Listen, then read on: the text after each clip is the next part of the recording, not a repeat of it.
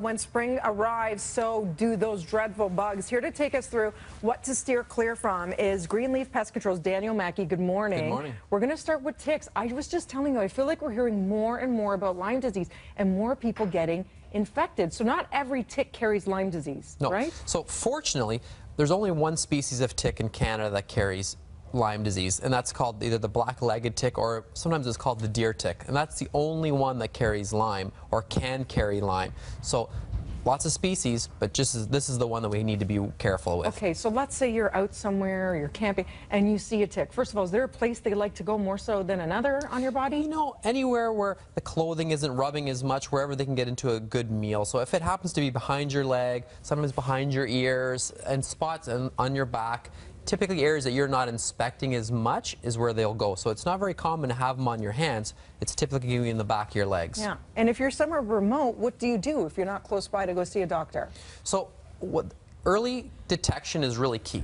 And so the big thing is that if you're out for a hike or you're biking, I mean, we're Canadian, we're tough, we're outside, we love this outdoor weather, but the big thing is that if you're outside and you've been camping and you've been in the long grass and you think you may have come in contact with ticks, every night before bed, have like a buddy system and have your partner check. Say, hey, you know what?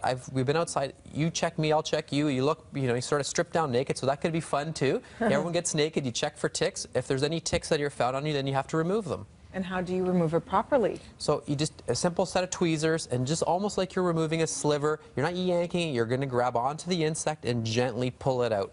And again, if you catch it early, the chances of catching or contracting Lyme is very, very low. Okay, so go see your doctor as soon as you get back to be sure. Absolutely. Gypsy moth, they make such a mess. So you're warning about those. What are they attracted to? They leave these huge webs. Yeah, gypsy moth is a nasty, nasty, nasty insect. Again, part of nature, and it goes into cycles, much like the cicadas. You know, every 7 years or every so many years, the cicadas come in. The same thing with gypsy moths. You know, every so many years, usually 7 to 10 years, there's a big resurgence of gypsy moth, and they can be devastating. And they will take your beautiful trees and they will strip them bare, leave all these nasty webs, and then kill the trees. And so it's really important that, again, that they're being treated, right? They're being treated, or at least the proper monitoring programs are in place and that targeted applications happen. Is the spraying harmful or toxic to us to breathe in? The product they're using is Bacillus thuringiensis, so it's a natural bacteria that they're using, and again, it's very targeted. They're not spraying every year.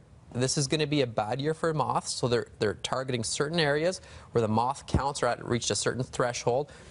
And it's being specifically just for that insect. So it's a very targeted application, very, very, very, very low toxicity to anything else other than the gypsy moth. Okay, well, that's great to hear. Thank you so much, Daniel Mackie with GreenLeaf Pest Control. For more information, we'll be back with more BT right after this.